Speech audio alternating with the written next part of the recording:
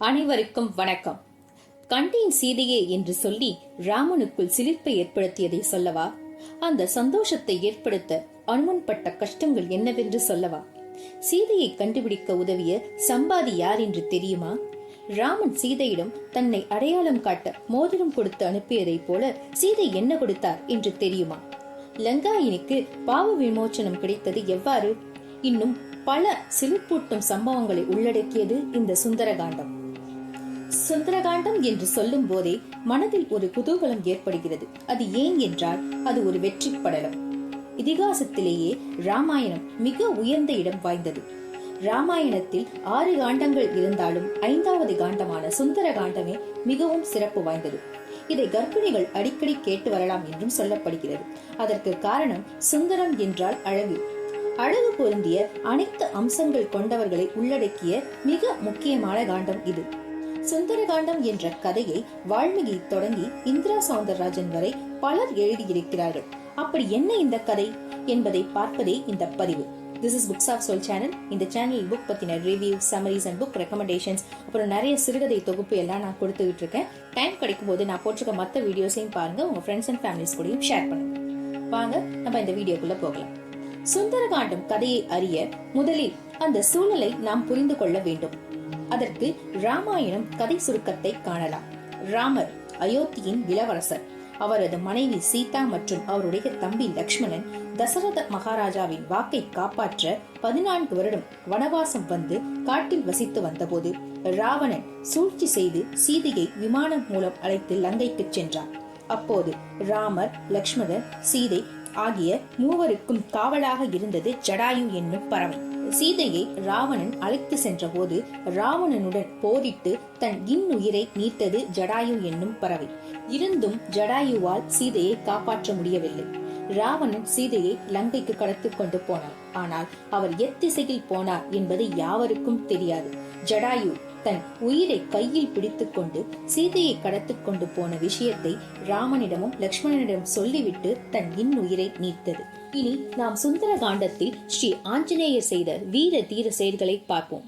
வாயுவின் புத்திரரான ஆஞ்சநேயர் இறப்பை தானே முடிவு செய்யும் வரம் பெற்றவரான ஆஞ்சநேயருக்கு இந்த கடலை தாண்டுவது ஒரு பெரும் செயல் அல்ல என்றும், சீதையை கண்டுபிடிப்பது உன்னால் மட்டுமே முடியும் என்ற ஜாம்பவானின் ஆசையை பெற்றார்.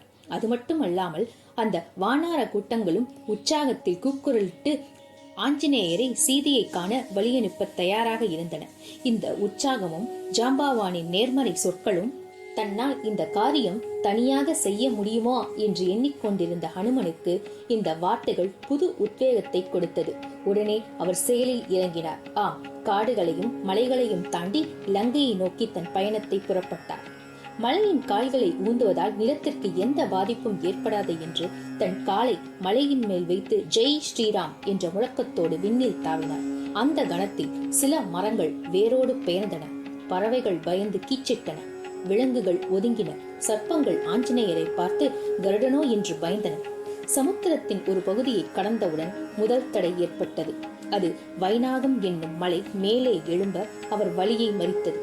ஆனால் அது மறித்தது அவரை தடுப்பதற்காக அல்ல.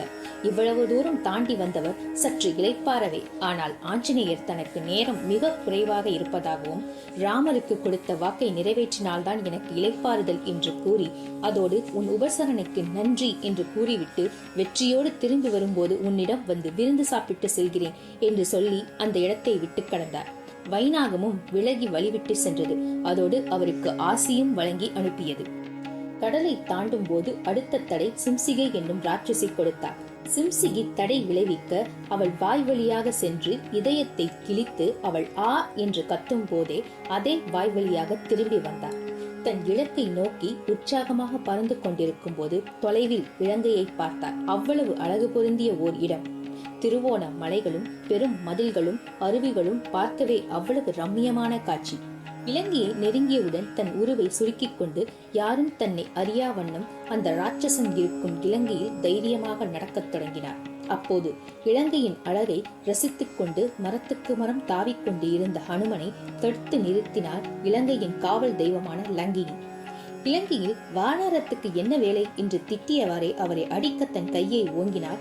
என்னதான் அரக்கியாக இருந்தாலும் ஒரு பெண்ணை வலது கையால் அடிக்கக்கூடாது என்று எண்ணி இடது புஜத்தால் ஓங்கி ஒரு குத்து விட்டார். கதிகலங்கி கீழே விழுந்தார் லங்கினி. எழுந்தவுடன் தான் அவளுக்கு தான் பெற்ற சாபம் என்ன என்பதை நினைவுக்கு வந்தது. ஆம், லங்கினி சாபத்தினால் இந்த இலங்கையில் காவல் புரிந்து வந்திருக்கிறார். அது என்ன சாபம் என்றால், ராவணன் பிரம்மனிடம் கேட்டபடியால் லங்கினியை இலங்கையை காவல் காக்க அனுப்பினாலும் எந்த ஒரு வானாரம் உன்னை தோற்கடிக்கிறதோ அந்த நாளில் உன் காவல் பணி முடிவடையும் என்று சொன்னார். அந்த நாள் லங்கினிக்கு இன்றுதான் என்றும் அவளுக்கு இன்றுடன் இங்கிருந்து விமோச்சனம் கிடைத்துவிட்டு ஒரு சாதாரண பெண்ணாக மாறினாள் என்பதும் அவளுக்கு தெரிய வந்தது. மேலும் பிரம்மன் இன்னொரு விஷயமும் சொன்னார். அது என்னவென்றால், உன்னை விடுவிக்கும் நாள் அன்றே இலங்கையின் அழிவும் ஆரம்பமாகும் என்று. ஆம், இலங்கையில் ராவணனின் வீழ்ச்சி தொடங்க ஆரம்பித்து விட்டது. ஜெய் ஸ்ரீராம். பின்பு அவளுக்கு ஆசி வழங்கிவிட்டு இலங்கையின் அனைத்து இடங்களிலும் சீதையை தேட ஆரம்பித்தார். முதலில் கும்பகர்ணன் இருக்கும் இடத்தை நோக்கினார். கும்பகர்ணன் ராவணனின் முதல் தம்பி. அவன் இருக்கும் இடம் பறந்து விரிந்து விஸ்தாரமான இடமாக இருந்தது. ஆனால் அங்கு அவன் உறங்கிக் கொண்டிருந்தான். ராவணனோ என்று எண்ணி அவனை நெருங்கி பார்த்தான். ஆனால் அவனுக்கோ ஒரு தலைதான் இருந்தது. ராவணனுக்கோ 10 தலை அல்லவா இருக்கும் என்று எண்ணி அடுத்த அறையை நோக்கி போனான். மாளிகை முழுக்கவும் ராட்சசிகள் அங்கும் இங்கும் அலைந்து கொண்டிருந்தார்கள். அடுத்த அறையில் அவன் பார்த்த காட்சி இதற்கு முன் பார்த்ததற்கு நேர் எதிரான காட்சி.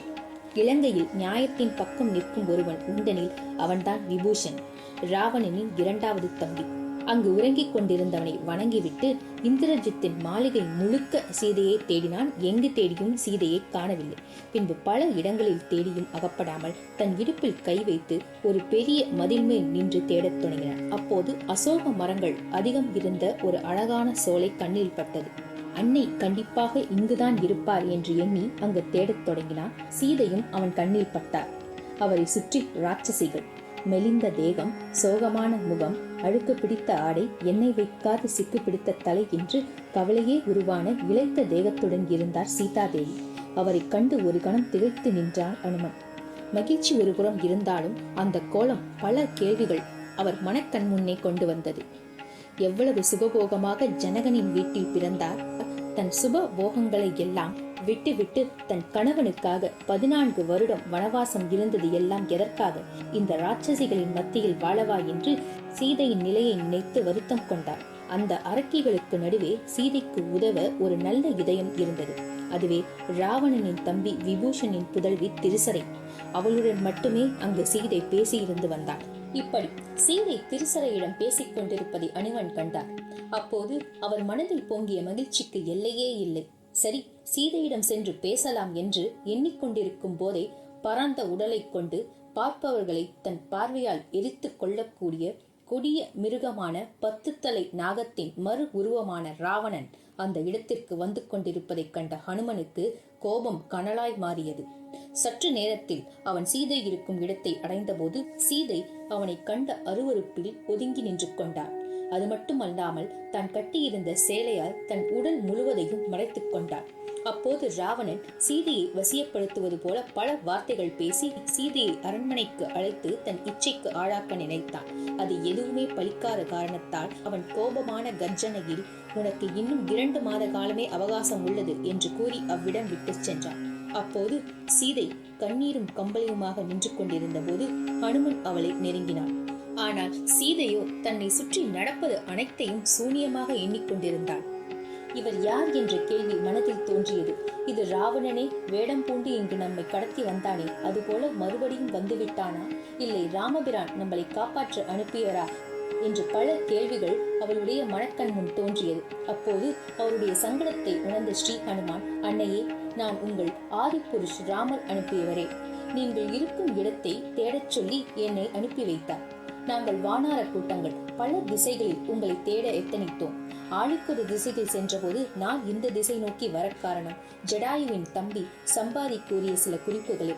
ஆம், நாங்கள் வானரப்படையில் பேசிக் கொண்டிருக்கும் போது ஜடாயு இறந்த செய்தியை அறிந்த சம்பாதி அந்த மலையில் இருந்து வெளிவந்து ராவணன் யாரையோ கடத்தி கொண்டு போனதையும் அவர் ராமா ராமா என்று கூறியதையும் கேட்டதாக சம்பாதி கூறியது. அந்த சம்பாதி சொன்ன வழியில் நாங்கள் உங்களை தேடி வந்தோம் என்றார் ஹனுமன். இருந்தும் சீதைக்கு சந்தேகம் விலகியவாறு இல்லை. உடனே ஹனுமன் தன் மடியில் வைத்திருந்த ஒரு மோதிரத்தை காட்டினார். ஆம், அந்த மோதிரம் ராமன் சீதை திருமணத்தில் அணிவித்தது. இதை கண்ட பிறகே சீதைக்கு முழு நம்பிக்கை வந்தது அனுமன் மீது. பிறகு ராமர் பற்றியும் லக்ஷ்மணன் பற்றியும் அவர்கள் ஏன் இங்கு வந்து தன்னை மீட்டு செல்லவில்லை என்பதையெல்லாம் கேட்டு தெரிந்து கொண்டார். அதற்கு ஹனுமன், ராமர் அனுதினமும் உங்களையே நினைத்து நூலாக இழைத்து விட்டார் என்றும், உங்களை தேடாத இடம் இல்லை, இன்றும் அவர் உங்களை தேடிக்கொண்டுதான் இருக்கிறார் என்றும் கூறினார். இதை கேட்ட சீதைக்கு கண்களில் கண்ணீர் அருவி போல கட்டத் தொடங்கியது. அதை கண்ட ஹனுமன், சீதையே, நீங்கள் அழுத காலம் எல்லாம் முடிவுக்கு வந்துவிட்டது.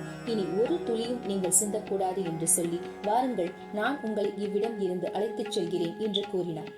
இந்த சிறிய உருவத்தில் நீ என்னை எப்படி அழைத்து செல்வாய் என்று சீதை சந்தேகத்துடன் கேட்க, அடுத்த நொடி ஹனுமன் பெரிய மலையையே பேர்த்து எடுக்கக்கூடிய முழு உருவத்தையும் சீதையின் முன் காட்டினார். அதை கண்ட சீதை ஆச்சரியத்தில் உறைந்து அவரை பழைய உருவத்திற்கு வரச் சொல்லி பின் வருமாறு கூறினார். இவ்விடம் விட்டு என்னை அழைத்து செல்ல நீங்கள் சரியான ஆள்தான். ஆனால் நான் அப்படி உங்களுடன் வர நேர்ந்தால் இந்த ராவணன் மற்றும் அவன் ராட்சச படைகள் என் கணவரை பற்றி தவறாக பேசும்.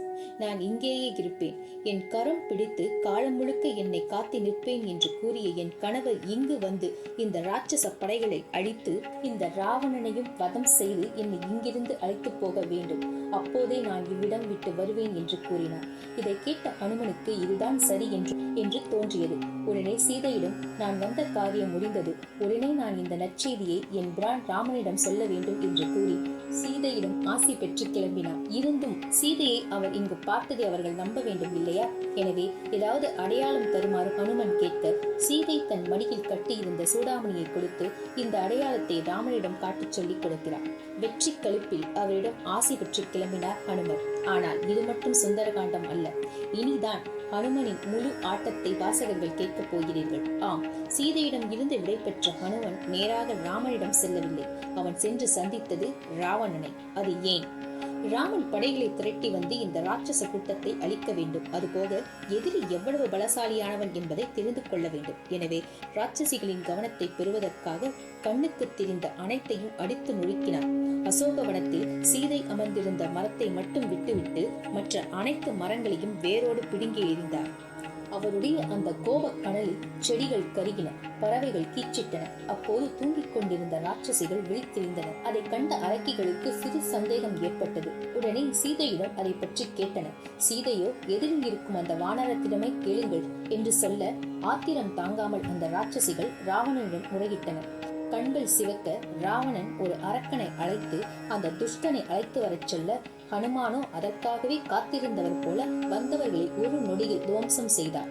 பலர் அந்த கணமே பரலோகம் சென்றனர். இதை பார்த்த சிலர் பின்னங்கால் பிடரியில் பட ஓடிப்போய் நடந்த விஷயத்தை ராவணனிடம் சொல்ல, ராவணனோ எவனாலும் வெல்ல முடியாத மந்திரி பிரகஸ்தனின் மகனான ஜம்புமாலி என்ற மாவீரனை அழைத்து அந்த வானரத்தை அடக்கி வருமாறு கூறினார். அப்போது அனுமன் மாளிகையின் தூண்களை தகர்த்தெறிய தொடங்கியிருந்தார். இதை கண்டு மலை அசைவது போல அசைந்து வந்தான் ஜம்புமாலி. கோபத்துடன் ஹனுமன் மீது பானங்களை எய்ய தொடங்கினான். அது ஹனுமானின் தேகத்தில் பல இடங்களில் பட்டு கீழே விழுந்தன. ஹனுமன் பாறை, மலை என்று எதை எடுத்து எரிந்தாலும் அதை லாபகமாக தடுத்தான் ஜம்புமாலி. அப்போது பெரும் கோபத்துடன் இரும்பு உலக்கையை எடுத்து ஜம்புமாலியின் தலையை பார்த்து ஓங்கி அடிக்க ஜம்புமாலி உருதெரியாமல் போனான். அதேபோல் மந்திரி குமாரர்களையும் நொடி பொழுதில் தாக்கி பரலோகத்திற்கு அனுப்பினார் ஹனுமன். இந்த விஷயம் இடியென தாக்கியது ராவணனின் காதில். முதலில் லேசாக பயம் எட்டி பார்த்தது ராவணனின் முகத்தில். ஆனால் அதை வெளியில் காட்டிக் கொள்ளாமல் தன் பஞ்ச சேனாதிபதிகளை அனுப்பினான். அவர்களையும் துவம்சம் செய்தான் ஹனுமன். அதே போல கண்களில் பட்ட அரக்கர்களையும் மிதித்தே கொன்றான். இரத்தம் ஆறாக ஓடத் தொடங்கியது. பஞ்ச சேனாதிபதியை கொன்ற செய்தி ராவணனை சற்று உலுக்கியது. அப்போது ராவணனின் மகன் அக்ஷன், நான் அந்த குரங்கை அடக்கி வருகிறேன் என்று சொல்ல வாழ்த்தி தன் மகனை வழியெழுப்பினான் ராவணன். யார் அடுத்து வரப்போகிறார் என்று ஹனுமன் பார்த்து கொண்டிருக்கும் போது பேரிரைச்சலுடன் வானமும் பூமியும் நடுங்கும் வண்ணம் வந்து கொண்டிருந்தான் அக்ஷன். 8 குதிரை பூட்டப்பட்ட ரதம் முழுக்க ஆயுதம் ஏந்தி வருபவர் யாராக இருக்க முடியும் என்று யோசித்துக் கொண்டிருக்கும் போதே அம்பு மலையை பொழிய ஆரம்பித்தான் ரக்ஷன். ஆர்ப்பரிக்கும் கடலும் ஆரவாரம் செய்யும் புயலும் அந்த சண்டைக்கு ஈடாகாது. பிறகு அவனை சுற்றியுள்ள அரக்கர்களை அழித்த ஹனுமன் அக்ஷனின் காலை பிடித்து சுழற்றி அடித்ததில் தலை பிழந்தது. தலை பிழந்த தன் மகனை பார்த்த ராவணன் என்ன செய்வதென்று தெரியாமல் திகைத்தான். அப்போது தன் பெரிய மகனான இந்திரஜித் என்னும் மேகநாதனை அழைத்தான். ஜம்புமாலி, மந்திரிகள், அக்ஷன் போன்றோரை அழித்த இந்த வானரம் சாதாரண விலங்கு இனத்தை சார்ந்தது போல தெரியவில்லை. எனவே நீ அற்பமாக எண்ணாமல் கையாள வேண்டும் என்று ராவணன் இந்திரஜித்திடம் கூறி அனுமனை எதிர்க்க அனுப்பினான். 4 சிங்கங்கள் பூட்டிய தேரில் ஆர்ப்பரிக்கும் கடலை போல் கிளம்பினான் இந்திரஜித். அவனுக்கும் ஹனுமனுக்கும் பல நேரம் யுத்தம் தொடர்ந்தது. இவனுக்கு சாதாரண பானங்கள் உதவாது என்று எண்ணிய இந்திரஜித் பிரம்மாஸ்திரத்தை பயன்படுத்தியே ஆக வேண்டும் என்று எண்ணினார். அப்படி பிரம்மாஸ்திரத்தை பயன்படுத்தி அனுமனை அடக்கினார். தான் பிரம்மாஸ்திரத்தால் கட்டுண்டதை உணர்ந்த அனுமன், சரி, இவர்களுடன் சண்டையிட்டு எவ்வளவு நேரம் போக்குவது, எப்போது ராவனை சந்திப்பது என்று அமைதி காத்தான் அனுமன். பிறகு அரக்கர்கள் அவனை கட்டி அடித்து இழுத்து கொண்டு ராவனிடம் வந்து நிறுத்தினர். அவனை கண்டதும் ஹனுமனுக்கு சீதையின் துயரம் அவனின் மனக்கண் முன் வந்து நின்றது. இருந்தும் நம்மால் ஏதும் செய்ய முடியாமல் போனது அவனுக்கு பெரும் மன உளைச்சலாக ஆனது. ராவணனின் அழகும் கம்பீரமும் மயக்கும் அளவே இருந்தது. 10 தலையுடன் வீற்றிருக்கும் இவன் நல்லவனாக மட்டும் இருந்திருந்தால் எப்படி இருந்திருக்கும் என்று எண்ணிக்கொண்டிருந்தார் ஹனுமன். நீ யார் என்று மந்திரியை விட்டு கேட்கச் சொன்னான் ராவணன். அதற்கு அனுமன் தான் ராமனின் தூதுவன் என்று கூறி மற்ற விஷயங்களையும் கூறினான். அது அனைத்தையும் பொறுமையாக கேட்ட பின் கடைசியாக அனுமன் கூறினார், நீ சீதாதேவியை எங்கள் ராமனிடம் ஒப்படைத்துவிட்டு மன்னிப்பு கேட்டாலே அவர் உன்னை கண்டிப்பாக மன்னிப்பார். உடனடியாக சீதாதேவியை வந்து ராமனிடம் ஒப்படைத்துவிடு என்று சொன்னவுடன் ராவணன் வெகுண்டெழுந்தான். வெகுண்டெழுந்து கொள்ளுங்கள் அந்த குரங்கை என்று ஆணையிட்டார். ராவணன் அதை கூறியவுடன் லங்கையில் உள்ள நியாயாவதியான விபீஷன் பதபதத்தார். தூதுவனுக்கு மரண தண்டனை கொடுக்க கூடாது என்று கூறி வேறு ஒரு கடினமான தண்டனையை அவனுக்கு அளிக்கலாம் என்றான். உடனே ராவணன் வானரங்களுக்கு அழகை தரும் வாளில் நெருப்பை வைத்து இலங்கை முழுவதும் சுற்றி அழைத்து வரச் சொன்னான். அந்த கணத்திற்காகவே காத்து கொண்டிருந்த ஒரு கூட்டம் பழைய துணியை எடுத்து வாளில் சுற்ற ஆரம்பித்தனர். வாள் வளர்ந்து கொண்டே சென்றது. இலங்கையில் துணிகளுக்கே பஞ்சம் வரும் நிலை வந்துவிட்டது. பிறகு அந்த ராட்சச கூட்டங்கள் களைத்து போயின. சரி, போதும், எண்ணெயை விட்டு நெருப்பை பற்ற வையுங்கள் என்று கூறினான். நெருப்பை பற்ற வைத்த பின்பு அடித்து இழுத்து இலங்கை முழுவதும் ஹனுமனை அழைத்துச் சென்றார்கள். அப்படி நடந்த செயலை ஒரு அரக்கி சீதையிடம் சொல்ல சீதை மனமுருகி அக்னி தேவனிடம் வேண்டினாள். அக்னி தேவா, நீங்கள் அனுமனை தாக்காமல் இருக்க வேண்டும் என்று அவள் வேண்டினாள். அவள் வேண்டிய அடுத்த கணம் பற்ற வைத்த தீ வெளியில் திகுதிகு என்று எரிந்தாலும் ஹனுமனுக்கு உள்ளுக்குள் குளிர்ச்சியை அளித்தது.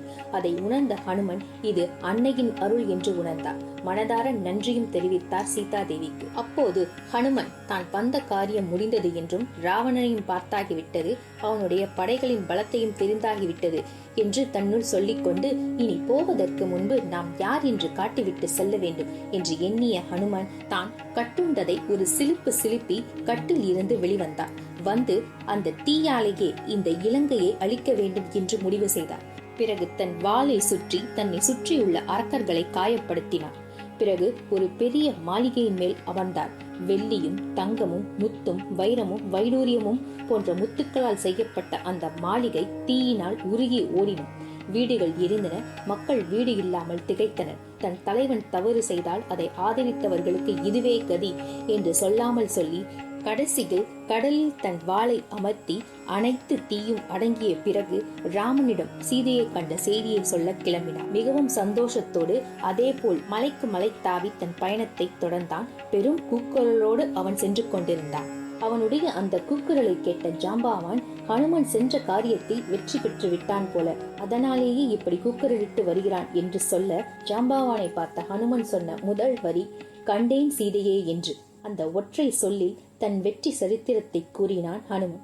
பின்பு ராமன், லக்ஷ்மணன் என்று அனைவரிடமும் இங்கிருந்து சென்றது முதல் சீதையை கண்டது, பின்பு அங்கிருந்து இங்கு வந்தது என்று அனைத்து விஷயங்களையும் ஒரு நொடி கூட விடாமல் அனைத்தையும் கூறினான் ஆஞ்சநேயர். மேலும் ராவணன் சீதைக்கு 2 மாதங்களே கெடு விதித்திருப்பதையும் நினைவு கூர்ந்தான். இதுவே சுந்தரகாண்டம். இந்த கதையில் அன்பு, சூழ்ச்சி, வெற்றி, பக்தி, சமயோசின சிந்தனை என்று அனைத்தும் கலந்த வண்ணம் உள்ளது. அதனாலேயே இதை அனைவரும் படிக்க வேண்டும் என்று சொல்லப்படுகிறது. நேரம் கிடைக்கும் போதெல்லாம் இதை நீங்கள் திரும்ப திரும்ப கேட்கலாம். நல்லதே நடக்கும். நன்றி, வணக்கம்.